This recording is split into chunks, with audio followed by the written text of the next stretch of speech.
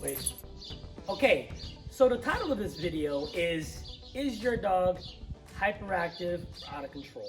And the reason I wanted to make this video is because right here, we have a Staffordshire Terrier mixed dog who, when she came to me, was very over the top, jumping, would sprint fully at guests and just jump right on their lap, hurting them.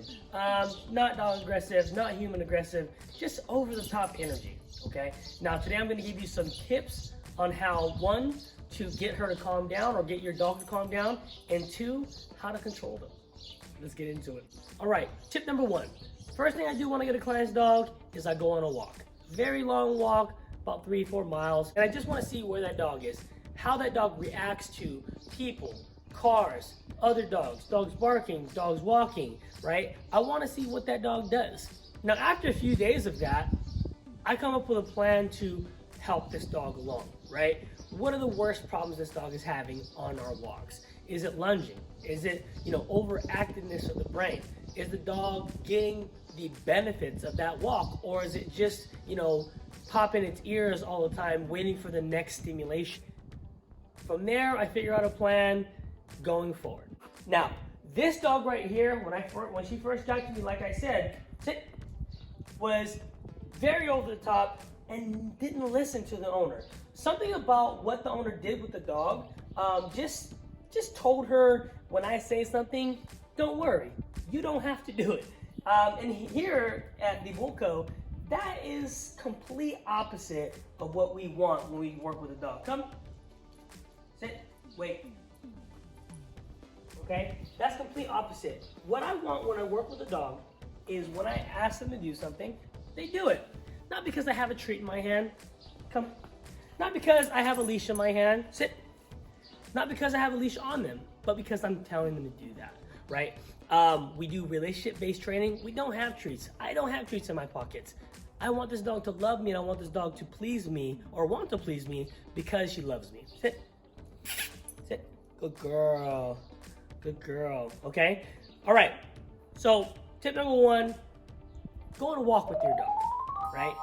Make it consistent. If you really want your dog to change, walk every single day for 3 miles, every day for the next 2 weeks, okay? It takes me 2 weeks to fix these dogs. With her, it took me a week and a half.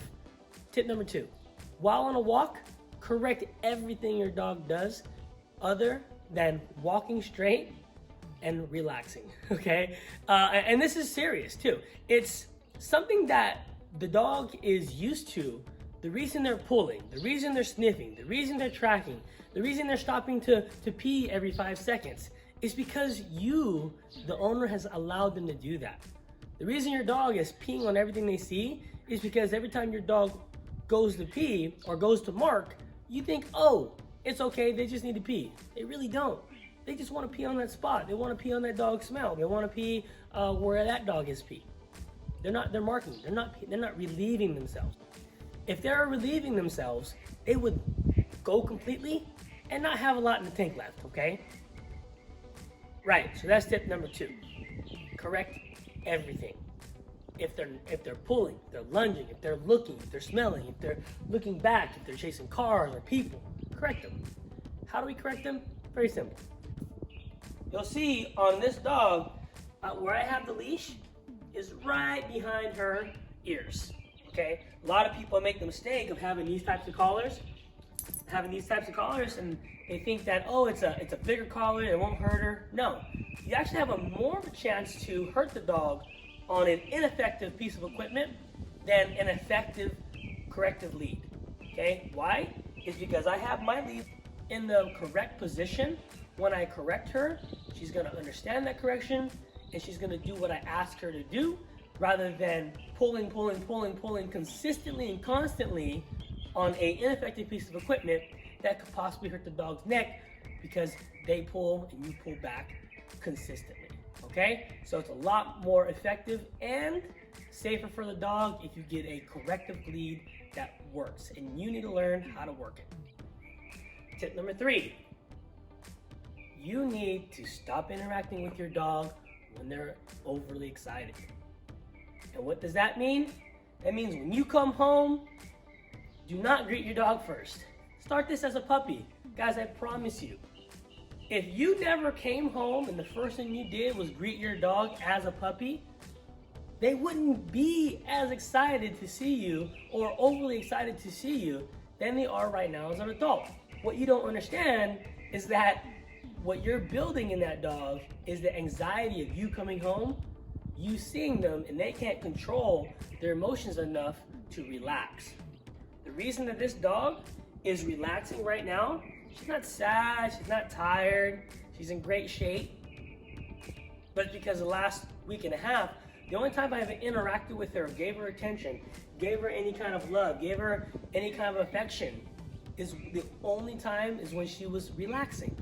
When she's sitting down on all fours, right? When she first came here, when you told her to sit, she wouldn't sit, ever, especially when she was hyper, okay? But now, if I ask her to sit, she sits. I only interact with her when she's relaxed. Tip number 4, when you're walking your dog is behind you, right behind your hip, okay? Not the whole dog, not just half the body, not just half the head, the whole dog, okay?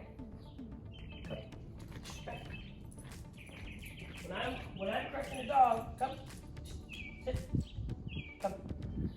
When I'm working with the dog and I'm doing a correction, it's not a long pull, it's not a, wait, sit. It's not a pulling back. I give them a slight correction, very quick, coupled with a sound, coupled with the word that I use to back them up, and I marry those two words. I marry the word with the correction. That way, eventually I'll be able to correct that dog with using just the word, not the correction, or not the lead, okay? Now, Bailey in particular, her owners have very specific needs because they have a newborn.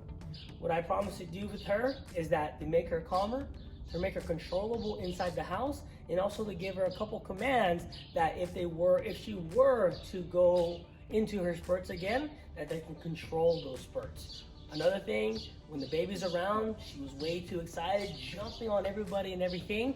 You don't want that for a newborn, obviously, okay? So with her, we're teaching her space, okay? She loves to be right by her owners, loves to be right behind them. Well, with her now, when I'm in the house, she's in her bed, she does not follow me around the house, okay? Very simple commands: wait, sit, down, bed, right?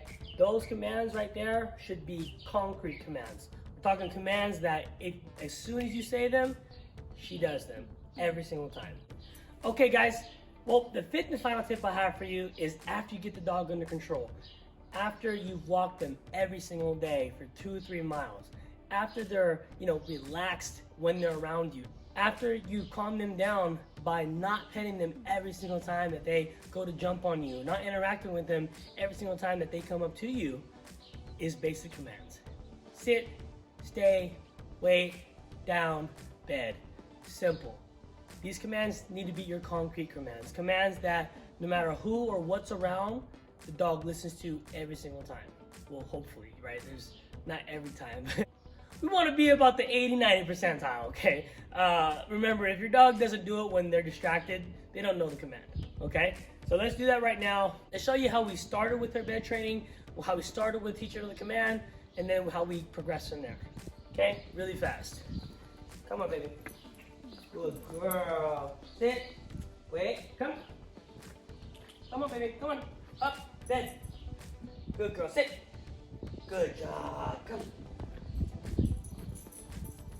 What I'm gonna do, sit. As soon as she's about to touch the bed, I say bed, and mark, we go do it again. Come on, baby, come on,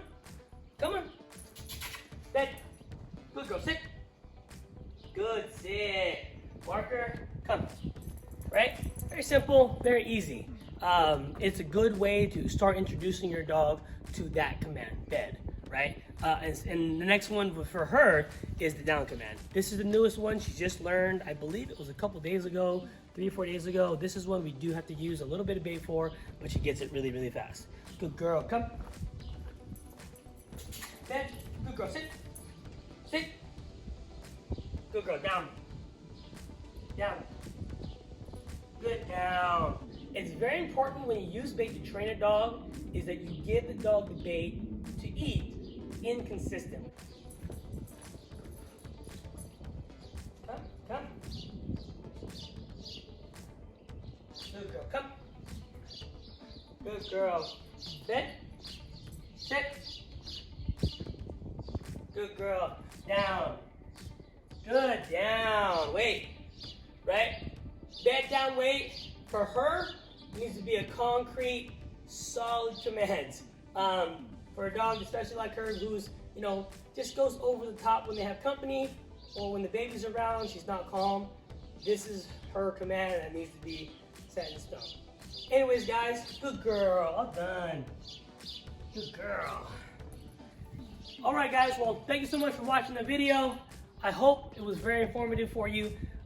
If you can, do me a favor, make sure you like, make sure you subscribe, turn the bell notifications on, because I am going to be a lot more consistent with posting new content, okay? Thank you so much. From me, from Bailey, Bulko, you guys have a good day.